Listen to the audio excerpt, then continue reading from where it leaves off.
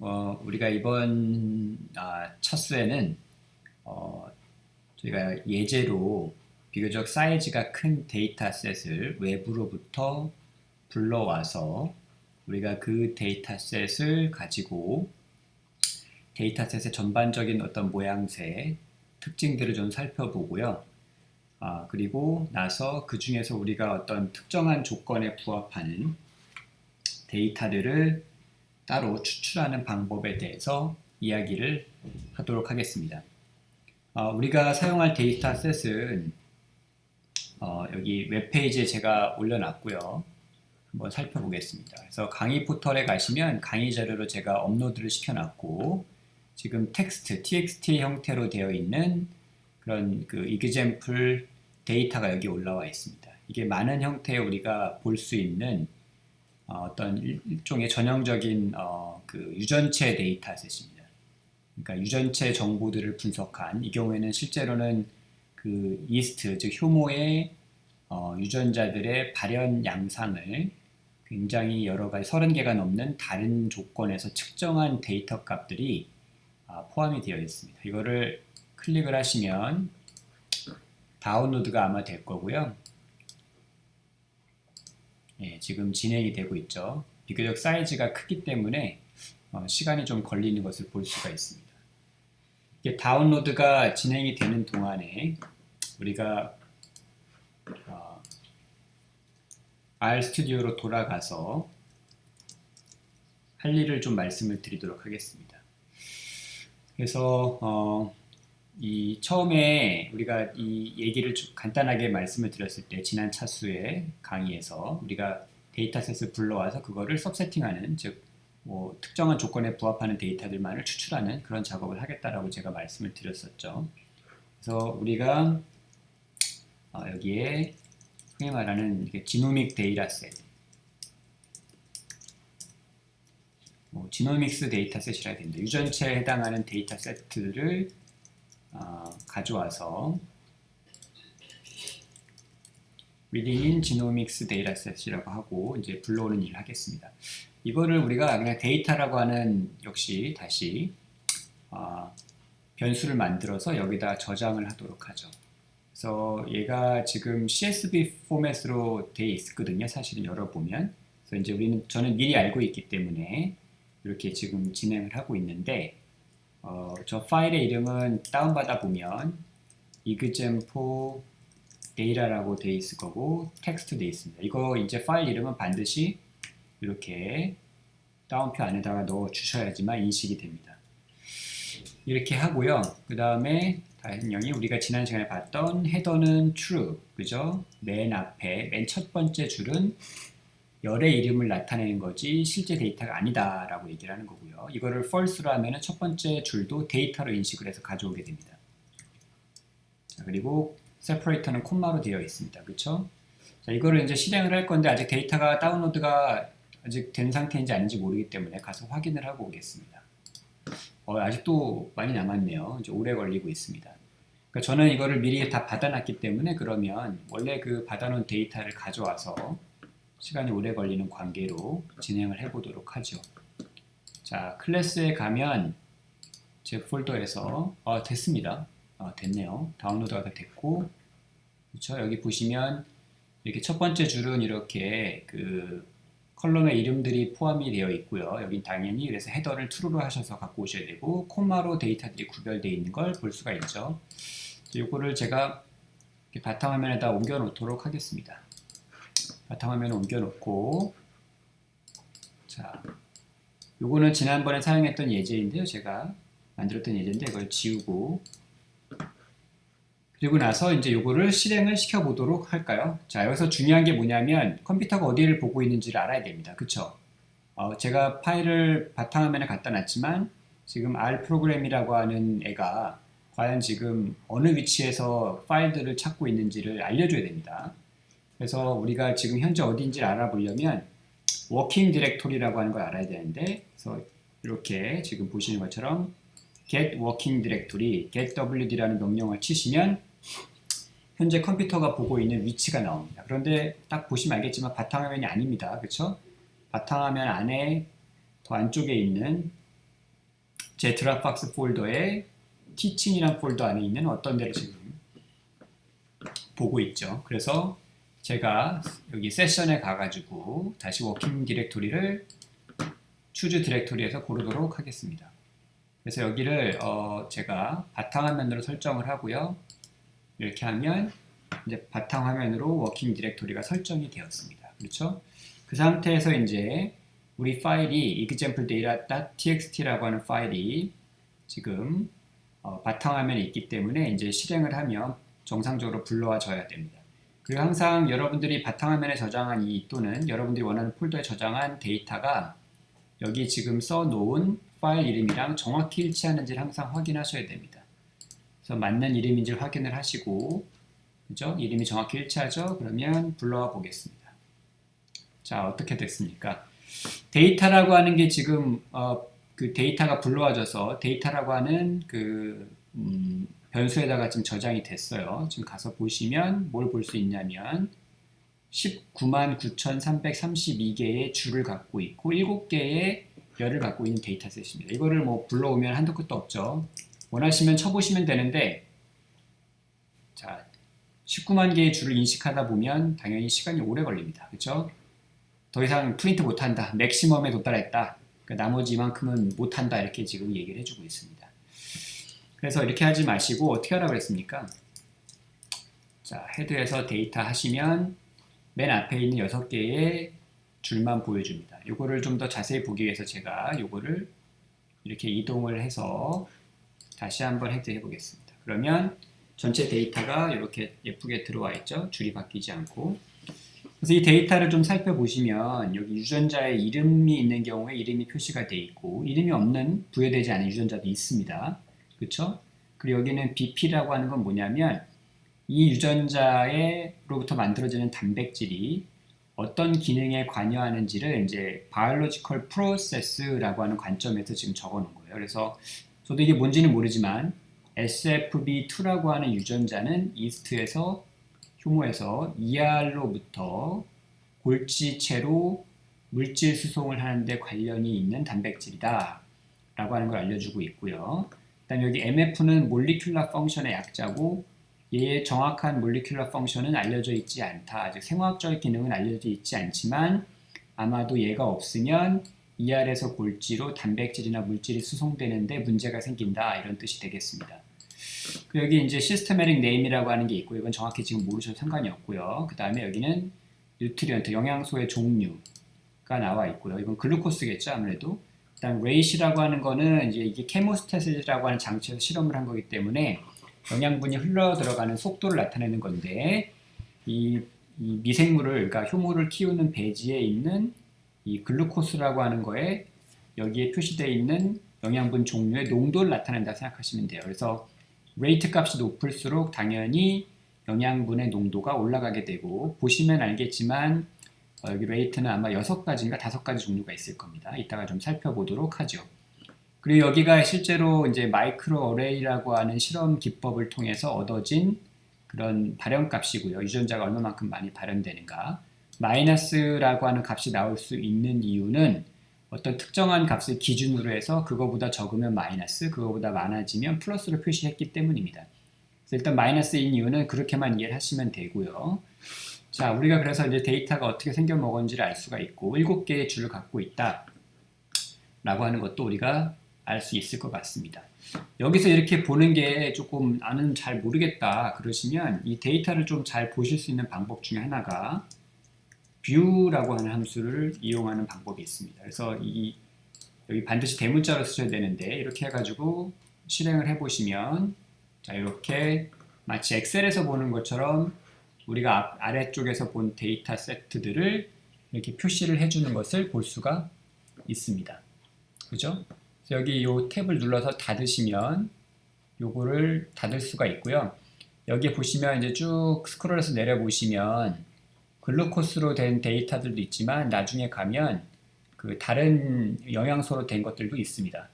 이렇게 이 줄이 많을 때는 이거를 다 일일이 그러면 데이터를 파악하기 위해서 여기 어떤 영양소가 있는지를 어떻게 알 수 있을까요? 그때 이용할 수 있는 것 중에 하나가 바로 테이블이라고 하는 게 있습니다. 근데 이제 그 전에 우리가 뭘 하나 좀 살펴봐야 되는데, 여기서 우리가 지금 제가 질문 드린 대로 영양소가 뭐가 있는지를 지금 보고 싶은 거잖아요. 그래서 이 영양소에 관한 데이터들만 따로 갖고 오고 싶습니다. 이제 그때 우리가 이렇게 열을 기준으로 해서 어떤 특정한 열을 가져오는 방법 중에 하나가 이제 제가 늘 말씀을 앞으로 드리겠지만 R에서는 어떤 일을 하려고 할 때 그 일을 할 수 있는 여러 가지 방법들이 항상 존재한다는 것을 잊지 마십시오. 그래서 제가 지금 말씀드리지만 그 뉴트리언트라고 하는 정보를 갖고 있는 이 열에 대한 데이터들을 갖고 올 수 있는 방법이 여러 가지가 있을 수 있고요. 그 중에 이제 대표적인 거 하나가 뭐냐 하면 바로 이렇게 하시고요. 데이터라고 하는 데이터 프레임을 가지고 내가 뭔가를 할 건데 여기에 이 달러 사인을 추가를 하시면 됩니다. 그러면 자동으로 이렇게 name, bp, mf 커서를 내려보시면 systematic name, nutrient, rate, expression 이렇게 7개의 컬럼의 이름이 뜨는 걸 볼 수가 있죠. 그래서 제가 내려가서 뉴트리언트를 이렇게 하고 엔터를 치면 선택을 하고 꼭 이렇게 안 하셔도 되고요. 귀찮으시면 그냥 이렇게 하시고 예, 이렇게 하셔도 돼요. 하시고 치다가 잘 보시면 이렇게 중간에 탭을 누르시면 자동으로 완성이 되는 그런 기능을 볼 수가 있어요. 자, 그래서 데이터 프레임의 이름을 적고, 즉 변수의 이름을 적고, 그 다음에 달러 사인을 놓고, 그 다음에 원하는 컬럼의 이름을 적으신 다음에 이거를 그냥 또 엔터를 누르시면 굉장히 많은 줄수가 나오기 때문에 이거를 제가 앞에 6개만 보는 방식으로 헤드를 통해서 보도록 하겠습니다. 자, 해서 엔터를 하시면 자, 어떻게 되죠? 맨 앞에 있는 6개만 보여줍니다. 그렇죠? 그리고 궁금하시면 진짜 쳐보면 됩니다. 자, 이렇게 하시면 엄청 많이 나오죠? 그래서 역시 이제 줄의 숫자가 너무 많기 때문에 데이터의 숫자가 이거를 이렇게 보실 수가 있고요. 다 프린팅이 안 되는 걸 볼 수 있습니다. 어쨌든 중요한 건 지금 보시면 지금 당장 뭔지는 모르시겠지만 레벨이라고 하는 게 표시가 되어 있고 앞에는 G만 잔뜩 나오죠. 왜냐하면은 굉장히 많은 숫자에 그죠? 아마도 지금 여기 보시면 알겠지만 영양소의 종류가 지금 총 6개가 있습니다. 그래서 글루코스일 거고 라이신일 거고 그 다음에 이게 뭔지 정확히 모르겠는데 이건 포스페이트일 거고 그 다음에 이게 뭘까요? 이게 유라실일 것 같고 얘는 설퍼인가요? 뭐 하여튼 정확히 뭔지 모르겠습니다만 6개의 영양소들이 있고요. 이 영양소들에 대해서 전체 데이터를 6분의 1씩을 나눠 가지는 그런 데이터 셋들이 존재할 거예요. 그러니까 뭐 한 3만 개 정도씩 가까이가 3만에서 3만 5천 개 가까이가 이제 글루코스에 해당하는 데이터 셋이 있는 겁니다. 그래서 이제 특정한 열에 포함되어 있는 데이터는 우리가 이렇게 달러 사인을 통해서 가져올 수가 있습니다. 신기하죠? 그리고 얘네들이 아까도 잠깐 말씀드리다가 말았는데 이거를 파악을 하려면 우리가 각각이 얼마인지를 파악하려면 테이블이라고 하는 명령을 쓰시면 이거는 흔히 말하는 태뷸라 포맷으로 정리를 해줍니다. 한번 볼게요. 제가 무슨 말씀을 드리는지를 이걸 보면 좀 더 잘 이해하실 수 있습니다. 그래서 지금 제가 요 행 데이터죠. 이건 사실 이제 벡터가 됐습니다. 데이터 프레임에 들어있던 거지만 제가 그 열만 갖고 왔기 때문에 벡터 데이터고요. 1차원 데이터고 요거를 좀 정리를 해줘봐 종류별로 라고 얘기를 하는 겁니다. 테이블을 써서 자 선택을 하시면 실행을 하시면 각각의 영양소 6개 영양소에 대해서 아까 말씀드렸듯이 33,222개의 데이터가 존재한다는 것을 볼 수가 있어요. 그렇죠? 그렇게 해서 우리가 이게 이 실험이 지금 6개의 영양소에 대해서 지금 뭔가를 발현값을 측정을 했구나 라는 걸 알 수 있고 농도도 서로 다른 농도가 존재한다고 했는데 그럼 이거를 응용을 해볼 수가 있겠죠. 그래서 내가 rate 컬럼을 가져와서 정리를 한번 보겠습니다. 그러면 어떻게 되어 있죠? 역시 6개의 농도가 존재하죠. 낮은 농도로부터 높은 농도까지 6개의 농도가 존재하고 각각에 대해서 33,222개의 데이터셋이 존재하는 것을 알 수가 있어요. 자, 그러면 총 몇 개의 조합이 존재하는 걸까요? 6개의 서로 다른 농도, 그러니까 6개의 서로 다른 영양소가 있고 6개의 서로 다른 농도가 있잖아요. 그러면 총 네, 몇 개죠? 6 곱하기 6 해서 36가지의 조건에 대해서 유전자들의 발현이 측정이 돼 있다라고 하는 것을 알 수가 있습니다. 자, 우리가 이스트의 유전자가 대충 한 5,000개 가까이 되거든요. 그래서 아마도 그 5,000개의 유전자들에 대해서 이런 것들이 발현값들이 측정이 되어 있다라고 이해를 해 주시면 될 것 같습니다. 자, 그렇게 해서 우리가 이 데이터셋을 좀 살펴봤습니다. 뭐 이게 지금 데이터 자체가 지금 데이터 프레임으로 되어 있기 때문에 이 차원을 보려면 제가 말씀을 드렸듯이 이렇게 해주시면 되고요. 그렇죠? 그러면 199,332개의 줄을 갖고 있고 7개의 열로 이루어져 있는 데이터셋이구나. 그리고 6개의 농도와 6개의 서로 다른 영양소에 대해서 유전자들의 발현값을 측정을 한 데이터이구나 라는 걸 알 수 있습니다. 꽤나 큰 규모의 데이터인 걸 알 수가 있습니다. 근데 이제 유전체 데이터들은 대부분 사실은 이제 이보다 훨씬 더 큰 크기를 자랑하는 경우가 많습니다. 실제로 이 데이터는 이제 그 마이크로 어레이라고 하는 실험 방법으로 측정을 한 거고요. 이런 데이터 세트들이 분석에서 항상 다 필요한 것은 아니고 많은 경우에는 이제 우리가 수행하는 분석은 그 답하고자 하는 질문의 종류 또는 이제 실험의 가설에 따라서 일부 데이터만을 선별해서 수행해야 됩니다. 자, 그러면 이제 우리가 이 수업을 시작을 하면서 물어봤던, 제가 질문을 드렸던 전체 이 데이터 세트로부터 우리가 원하는 어떤 특정한 데이터만을 어떻게 골라낼 수 있을까를 한번 살펴보도록 하겠습니다. 우리가 데이터 골라내기라고, 데이터 서세팅이라고 하는 것들을 한번 보도록 하겠습니다. 자, 데이터의 서세팅을 하기 위해서는 내가 일단은 어떤 데이터를 원하는지를 알아야겠죠. 그렇죠. 그래서 우리가 예를 들어서 특정한 데이터를 골라내고 싶다라고 하는 것들을 연습을 한번 먼저 해보겠습니다. 그래서 제가 간단하게 이 데이터 프레임 하나 또 만들어 보겠습니다. 그래서 우리가 했던 거랑 똑같아요. 자, 1부터 200까지 seek 함수를 써서 홀수들을 뽑아내는 거. 그죠? 이거 뭐 많이 봤으니까 이제 굉장히 익숙하실 겁니다. 랩이라는 함수를 통해서 letters A부터 E까지를 20번 반복하고 Z는 정규 분포로부터 100개 숫자를 랜덤하게 뽑고, 그쵸? 그래서 우리가 이거를 토이라고 하는 변수에다가, 이게 이제 토이 example이라고 해서 데이터 프레임으로 만들어 저장을 하겠습니다. 자, 이렇게 해서 하면 되죠. 이제 익숙하실 겁니다. 그쵸? 그래서 토이라고 하는 게 잘 만들어졌을 겁니다. 이렇게. 그쵸? 복잡하니까 여기다가 이제 너무 길지 않게 헤드에서 보시면 잘 만들어진 걸 확인할 수가 있죠. 자, 이제 데이터 프레임이나 이런 그 매트릭스 같은 2차원 데이터로부터 데이터를 추출하는 방법의 기본은 좌표를 사용하는 것입니다. 그래서 만약에 토이로부터 이 예제로부터 우리가 첫 번째 열에 그 다음에 포함된 1부터 199까지의 숫자만 추출하고 싶다 그러면 어떻게 했었죠? 기억나십니까?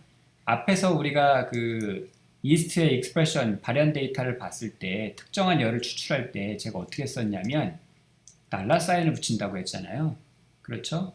그래서 여기다가 첫 번째 열은 x니까 x라고 하는 녀석을 여기다 붙이면 실행을 하면 네, 이렇게 홀수에 해당하는 1부터 200 사이의 홀수에 해당하는 100개의 데이터셋을 줍니다.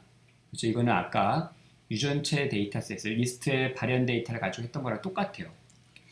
자, 그런데 이제 좌표를 가지고 할 수 있다고 제가 말씀드렸는데 그게 무슨 뜻이냐면 우리가 이 똑같은 일을 다르게 진행을 할 수 있는데 좌표를 사용해서 그래서 이렇게 대괄호를 쓰시고 콤마를 안에다가 집어넣고요.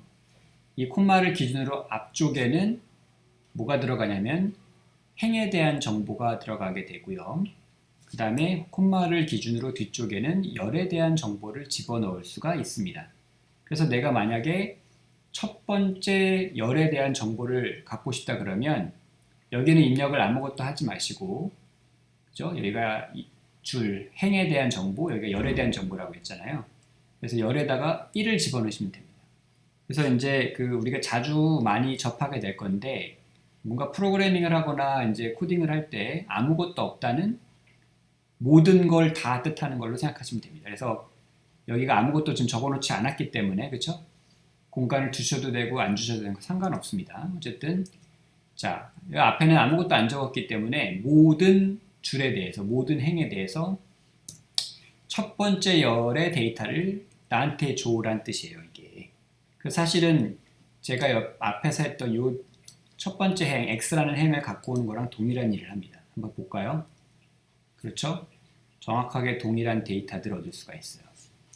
그러면 이걸 응용해서 토이라고 하는 데이터 프레임의 첫 번째 줄에 두 번째 데이터를 갖고 올 수 있겠죠.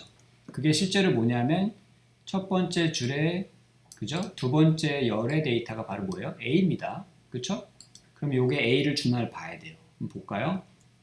네, A를 줍니다. 그죠? A라고 하는 녀석을 줘요. 자, 아시겠죠? 그리고 여기에 앞에서도 봤지만 레벨이라고 하는 게 나오는 이유는 뭐냐면 여기에 지금 단순한 문자열로 되어 있는 게 아니라 팩터라고 하는 특별한 어떤 클래스를 할당받아서 지금 여기에 문자열이 들어가 있기 때문에 그래요. 그래서 실제로 지금 우리가 두 번째 열을 추출하려면 이런 식으로 추출하면 되겠죠? 그리고 이놈이 뭔지를 한번 클래스로 제가 살펴보겠습니다.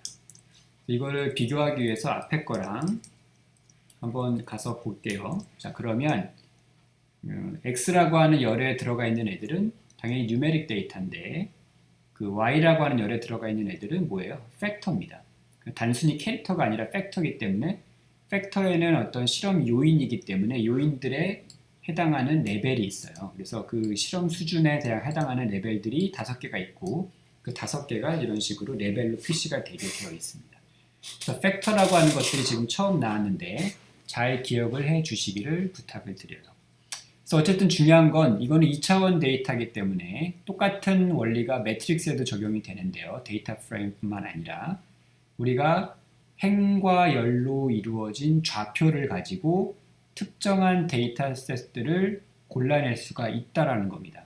그래서 그 좌표는 이 반드시 데이터 프레임이라고 하는 녀석이 저장되어 있는 변수의 뒤에다가 붙이고 그 대괄호 안에 콤마를 기준으로 행과 열의 좌표 위치를 지정을 해주면 그러면 우리가 특정한 데이터들을 추출할 수 있게 됩니다.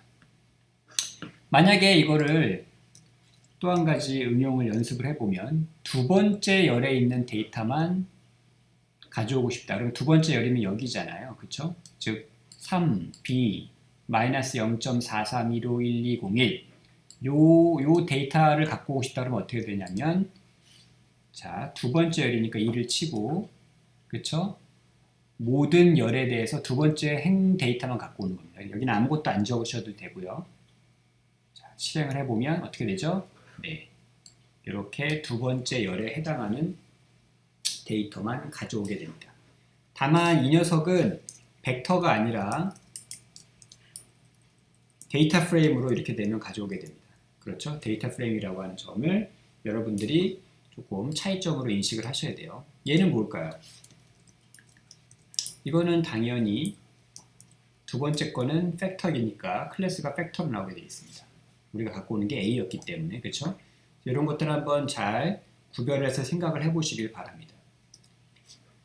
자, 그래서 우리가 이런 식으로 갖고 올 수가 있고요. 그 다음에 다른 것들도 연습을 해볼 수가 있죠. 만약에 이제 지금 같은 경우에는 다시 한번 토이를 우리가 볼게요. 이렇게 돼 있는데 이런 데이터셋으로부터 만약에 여기는 1357 이렇게 돼 있고 여기는 Y는 이제 문자열로 돼 있고요. Z는 이런 뭐죠? 유리수라고 해야 되나? 이런 숫자들로 되어 있습니다. 그때 이제 궁금한 게 하나 생길 수 있죠. 혹시 Z 중에서 값이 2보다 큰 것들만 추출할 수 없나 데이터를? 이런 질문이 생깁니다. 그래서 우리가 뭘 해볼 수 있냐면 자, 토이라고 하는 데에서 여기다가 우리가 지금 관심이 있는 거는 이 토이라고 하는 데이터들 중에서 그쵸? Z 값이 2보다 큰 값을 갖고 있는 줄들을 추출하고 싶은 거예요. 그렇죠? 줄들을. 그러면 우리가 줄에 대해서 지금 그 제한을 두는 게 아니라 열에 대해서 지금 우리가 어떤 조건을 거는 거잖아요. 그 z값이 그렇죠? z값이 특정한 조건을 만족하는 그런 것들을 지금 하고 싶은 겁니다. 그래서 우리가 여기다가 이렇게 조건을 걸어줄 건데 이렇게 하시면은 이게 뭐죠? z값을 포함하고 있는 열이 되겠죠? 그 열의 값 중에서 2보다 큰 것들에 해당하는 이 조건을 만족하는 줄들을 추출하겠다는 거예요. 열에 관계없이. 그렇죠? 그래서 지금 보시면 내가 뽑고자 하는 조건을 만족하는 줄에 대한 조건이 여기 들어가 있고요. 그렇죠? 이걸 한번 실행을 해보면 딱 두 개의 데이터 값이 나옵니다. 그래서 실제로 확인해 보시면 z값이 이 두 개의 경우에만 2를 넘는 걸 볼 수가 있죠. 우리가 평균값이 0이고 표준 편차가 1인 정규 분포로부터 100개의 값을 추출했으니까 실제로 이제 2를 넘는 그런 값들은 굉장히 드물게 나와야 되고 실제로 우리가 여기 두 개밖에 없다는 걸 볼 수가 있습니다. 여러분들은 이제 그 정규 분포에서 랜덤하게 추출하기 때문에 저랑 숫자들의 분포가 다를 수 있기 때문에 값이 없거나 값이 저보다 더 많을 수도 있어요. 그래서 내 거는 왜 두 개가 안 나오지 이런 고민하실 필요가 없습니다. 아시겠죠? 자, 이 부분이 굉장히 중요한데 사실은 이제 우리가 이걸 한번 볼게요. Z 자체는 지금 100개의 숫자가 들어가 있습니다. 이거는 벡터예요. 그죠? 누메릭 벡터고 우리가 이 벡터에 대해서도 똑같은 식으로 접근을 할 수가 있어요. 그래서 제가 여기다가 이렇게 수학에서 배우시는 것처럼 이보다 크냐? 라고 물어볼 수 있습니다. 이거는 컴퓨터에서는 프로그래밍에서는 이게 유효한 접근 방식입니다. 이거를 제가 한번 엔터를 쳐보면 어떤 결과가 나오냐면 잘 보시면 자 1.24는 이보다 큽니까? 아니죠. 그래서 false라고 해줍니다. 이거는 이보다 큽니까? 아니죠. 그래서 두 번째에도 false 값이 나오고 그래서 지금 가시다 보면 여기 있는 요 53번째 값에 가보면 이보다 큰 값이 하나 존재를 합니다. 50 몇 번째니까 여기 어디 있겠죠? 여기 있습니다. 예. 이보다 크잖아요. 이 경우에는 true를 주는 거예요. 이보다 크다 진짜. 그렇죠? 그래서 지금 보시면 이런 그 로직 벡터라고 해서 우리가 이런 식의 조건을 걸어주면 그 조건을 만족하느냐 아니냐를 true와 false로 주게 됩니다. 그렇죠? 그래서 실제로 여기서도 똑같은 일이 일어나는데 이보다 크냐를 가지고 true와 false로 되어 있고 true를 만족하는 것들에 대한 줄들을 갖고 오는 거예요. 추출하게 되는 겁니다. 그래서 요거는 이제 벡터의 경우에 지금 이렇게 설명을 드렸고 그렇죠? 그래서 벡터도 사실은 똑같은 식으로 그 접근이 가능한데 여기는 지금 벡터는 1차원이기 때문에 콤마로 뭘 구별할 수 없습니다. 그렇죠? 그냥 순서대로만 되어 있기 때문에 내가 5번째 값을 갖고 싶다 그러면 이렇게 하시면 되는 거죠. 근데 우리가 사실 이게 전혀 낯설지는 않은데 왜냐하면 우리가 레터스라고 하는 특수한 함수를 봤을 때 첫 번째 걸 갖고 오고 싶다 그러면 이렇게 했었거든요. 그렇죠? A라고 하는 걸 갖고 있다 그러면 그 다음 만약에 내가 6번째 알파벳을 갖고 오고 싶다 그러면 6번째 걸 추출한 거예요. 사실은 26개의 알파벳 중에서 그렇죠? 여기서도 지금 똑같은 일이 일어나고 있다고 보시면 됩니다. 그래서 여기에 똑같은 식으로 사실은 이렇게 하셔도 똑같은 결과들을 얻을 수가 있어요. Z 중에서 Z값이 이보다 큰 조건을 만족하는 애들만 갖고 와라. 그래서 true에 해당하는 것만 뽑아오는 겁니다. 여기 true가 여기 하나 있고요. 또 어디 있죠? 여기 또 true가 하나 있습니다. 그렇죠? 이 두 개를 뽑아서 갖다 주는 거고 다만 이 똑같은 일들을 우리가 토이라고 하는 2차원 데이터 프레임에서 할 때에는 이게 2차원 데이터라서 행과 열에 대한 좌표가 필요하니까 콤마를 기준으로 해가지고 내가 어떤 조건을 만족하는 줄을 뽑아오려고 할 때는 그 줄에다가 이런 조건을 걸어주는 거죠. 자, 이해가 가십니까? 이거를 굉장히 잘 이해하실 필요가 있습니다. 그래서 만약에 여러분들이 토이로부터 그쵸? 만약에 y 값들 중에서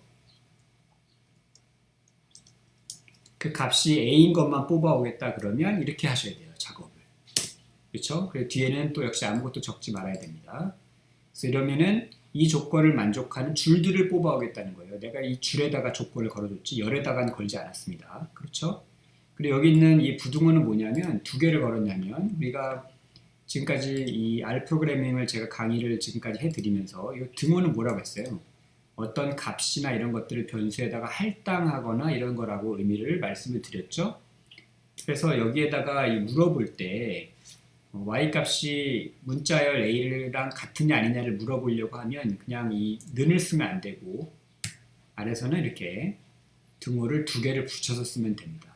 여기에 절대 공간을 두시면 안 됩니다. 에러가 나고요. 그래서 이렇게 두 개를 붙여서 쓰면 토이의 y 값 중에서 a를 만족하느냐 a랑 같으냐 아니냐를 물어보고 있는 겁니다. 이렇게 하면 역시 마찬가지로 이렇게 여기가 a인 값만 추출을 해주게 되죠. 그렇죠? 20개의 기록들이 있을 겁니다. 레코드가. 왜냐하면 전체 그 길이가 줄의 길이가 줄이 100개의 줄이 있는데 A, B, C, D가 5개잖아요. 그래서 5개가 각각 20개씩을 가지고 있을 거예요. 자, 이렇게 해서 우리가 요거를 추출할 수가 있고 추출한 거를 이렇게 변수를 만들어 저장하는 것도 가능합니다. 그러면 내가 추출한 게 이렇게 추출한 걸로 딱 들어가 있죠. 그래서 당연히 내가 얘를 보시면 이렇게 20개의 줄이 들어가 있고 3개의 열로 이루어진 데이터를 추출했다는 것을 알 수가 있습니다. 그리고 내가 추출한 데이터는 요 y라고 하는 열에 있는 값이 a인 것만 만족하는 그런 애들만 갖고 온 거죠. 그렇죠? 이해 가십니까? 요거는 여러분들이 잘 기억해 두실 필요가 있고 이게 뭐가 같으냐 아니냐를 물어볼 때 굉장히 유용합니다. 그래서 A는 1하고 같습니까? 아니죠. false입니다. 1은 0하고 같습니까? 아닙니다. false입니다. 그죠? 1은 1하고 같나? 같죠. true를 주게 돼요. 그래서 요 두 개의 붙인 부등호는 우리가 이제 논리 연산이라고 해서 그런 true, false를 나타내는 데 역시 사용할 수 있습니다. 그 다음에 이제 부등호 같은 경우는 숫자를 가지고 우리가 쓸 수가 있고 이게 뭐 지금은 크다는 기준만 썼는데 만약에 2랑 같거나 2보다 크거나 하면은 이렇게 하시면 돼요. 붙여서 쓰시면 되고 거꾸로 2보다 작거나 같으면 이렇게 쓰시면 되고 2보다 작다 그러면 이렇게 거시면 됩니다. 뭐 2보다 작은 값들은 굉장히 많을 테니까 다 나오겠죠. 거의 다. 자, 이렇게 해서 우리가 알아보았고요.